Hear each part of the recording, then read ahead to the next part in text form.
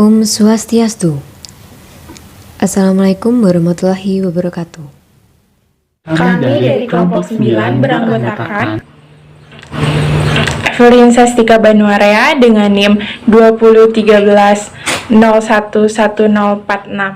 Saya Kadek Rama Widyatnyana dengan NIM akhir 077. Dan saya Arida Anyeswari dengan NIM terakhir 080.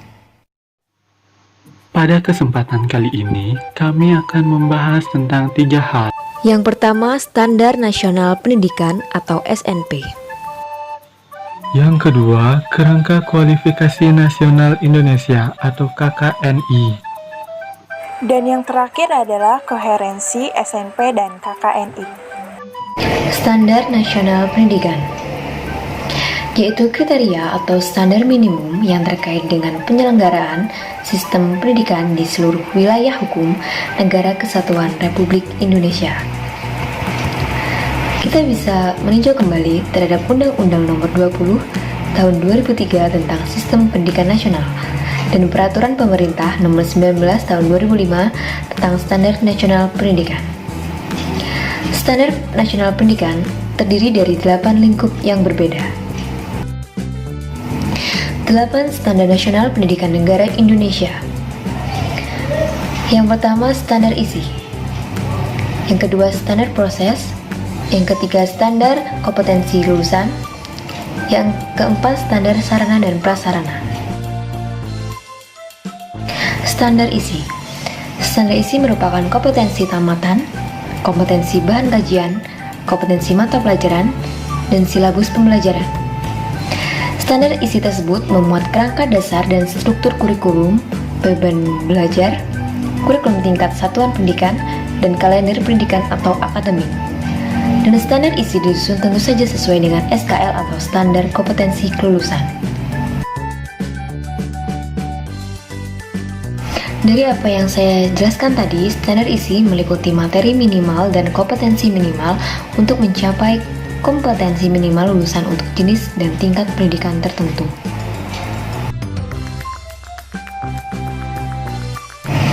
Standar proses, di mana standar proses ini berlaku untuk setiap lembaga pendidikan formal, di mana seluruh sekolah seharusnya melaksanakan proses pembelajaran. Lalu, standar proses ini berkaitan dengan pelaksanaan pembelajaran, di mana dalam standar proses pendidikan berisi tentang bagaimana seharusnya proses pembelajaran berlangsung. Standar proses diarahkan untuk mencapai standar kompetensi kelulusan, di mana standar proses ini sumber atau rujukan utama dalam menentukan standar proses pendidikan. Jadi untuk standar proses dalam implementasi pembelajaran di satuan pendidikan diwujudkan dalam bentuk interaktif, inspiratif, menggugah, menantang, dan memotivasi peserta didik untuk berpartisipasi secara aktif. Standar kompetensi lulusan merupakan kualifikasi kemampuan lulusan yang mencakup sikap, pengetahuan, dan keterampilan. Standar ini disusun dan dikembangkan oleh BSNP dan ditetapkan oleh Keputusan Menteri Pendidikan Nasional. Hal ini selanjutnya diatur dalam Permendiknas Nomor 23 Tahun 2006 tentang Standar Kompetensi Lulusan. Dengan kata lain, standar kompetensi lulusan merupakan pedoman penilaian atau evaluasi dalam penentuan kelulusan anak didik. Selanjutnya, standar sarana dan prasarana. Standar ini berkaitan dengan kriteria minimal tentang ruang belajar, tempat berolahraga, tempat beribadah, perpustakaan, laboratorium, bengkel kerja, tempat bermain, tempat berkreasi dan berkreasi, serta sumber belajar lain yang diperlukan untuk menunjang proses pembelajaran. Standar ini cukup penting karena standar proses pendidikan hanya mungkin dapat dilakukan manakala ada standar sarana yang memadai. Dengan kata lain, standar sarana dan prasarana adalah media pembelajaran dan gedung. Standar nasional yang kelima adalah standar manajemen atau pengelolaan. Yang keenam, standar pembiayaan pendidikan, lalu standar pendidikan dan tenaga kependidikan, dan standar penilaian pendidikan. Standar manajemen atau pengelolaan, di mana standar ini berkaitan dengan perencanaan, pelaksanaan, dan pengawasan kegiatan pendidikan pada tingkat suatu pendidikan, kabupaten atau kota, provinsi, dan nasional. Lalu, standar pembiayaan pendidikan, di mana standar pembiayaan adalah standar yang mengatur komponen dan besarnya biaya operasi suatu pendidikan yang berlaku selama 1 tahun. Dari apa yang saya jelaskan tadi, untuk standar manajemen atau pengelolaan adalah aturan manajemen untuk unit pendidikan, aturan pengelolaan oleh pemerintah daerah, aturan manajemen oleh pemerintah. Lalu, untuk standar pembiayaan pendidikan berkaitan dengan biaya investasi, biaya operasional, dan biaya personal. Selanjutnya, standar pendidik dan tenaga kependidikan dikemukakan oleh Saiful Bahri pada tahun 2002, di mana standar pendidik dan tenaga kependidikan adalah kriteria pendidikan prajabatan dan kelayakan maupun mental, serta pendidikan dalam jabatan. Guru atau pendidik ialah tenaga pendidik yang memberikan sejumlah ilmu pengetahuan kepada anak didik di sekolah. Selanjutnya, standar penilaian pendidikan. Standar penilaian pendidikan adalah standar nasional pendidikan yang berkaitan dengan mekanisme prosedur dan instrumen penilaian hasil belajar peserta didik. Dapat disimpulkan, untuk standar pendidik dan tenaga pendidikan, guru harus memiliki kualifikasi akademik dan kompetensi sebagai agen pembelajaran. Kompetensi yang harus dimiliki pendidik adalah sebagai berikut. Yang pertama, kompetensi pedagogik, kompetensi sosial, kompetensi kepribadian, dan kompetensi profesional. Standar penilaian pendidikan, di mana penilaian hasil belajar dari satuan pendidikan dan penilaian hasil belajar oleh pemerintah. Standar nasional pendidikan memiliki fungsi dan tujuannya masing-masing. Untuk fungsi SNP adalah sebagai dasar perencanaan, pelaksanaan, dan pengawasan pendidikan untuk menyelenggarakan pendidikan nasional secara merata dan berkualitas.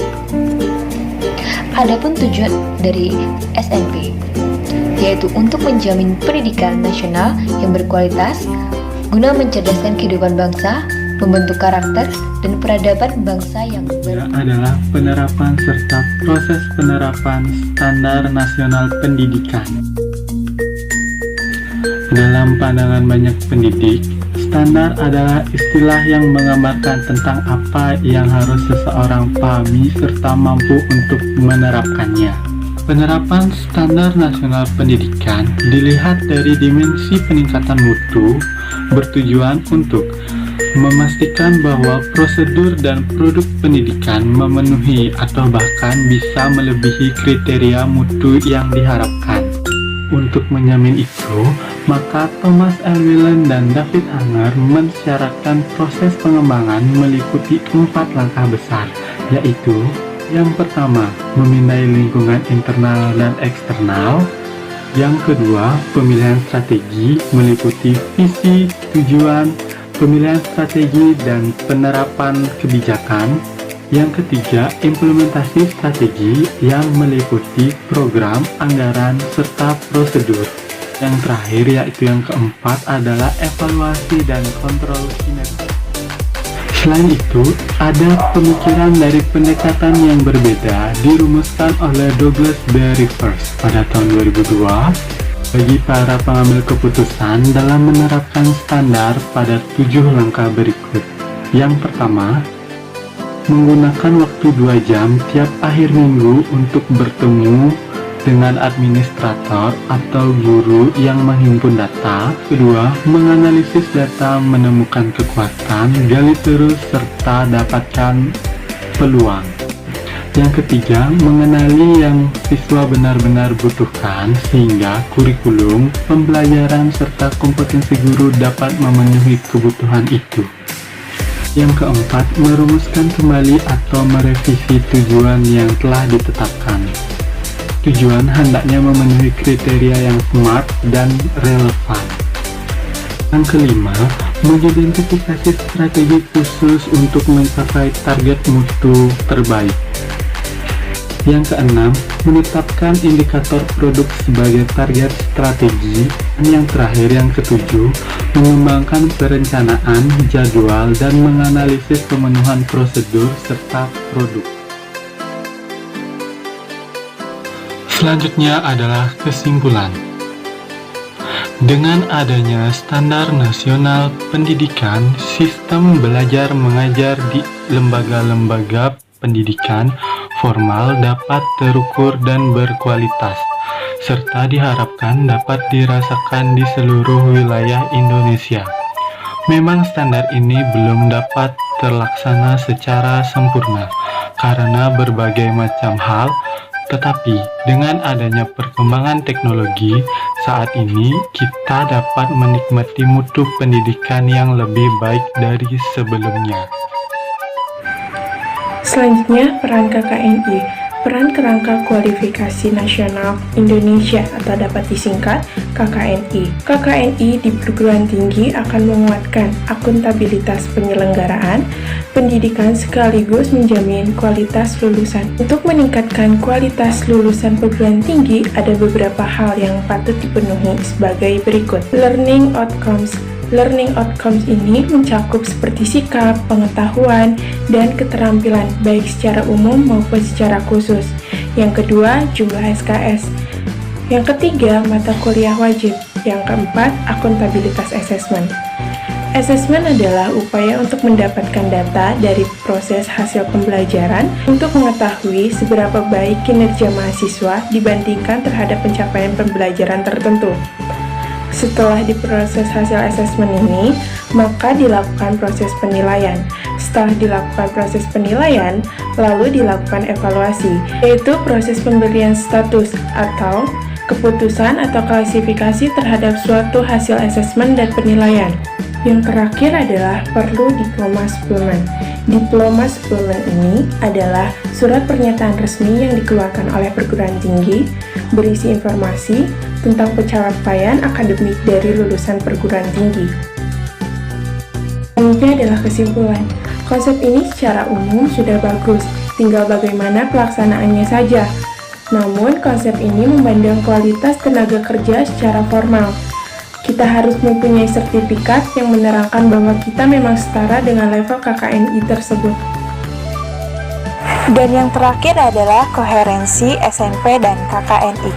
Dalam kualifikasi formal KKNI yang harus menempuh pendidikan formal melalui bangku sekolah sampai dengan perguruan tinggi, disinilah peran SMP sangat penting untuk merencanakan bagaimana jalan proses pendidikan agar berlangsung secara efektif dan efisien. Sekian yang dapat kami sampaikan. Semoga ilmu yang kami berikan bermanfaat. Mohon maaf bila ada salah kata.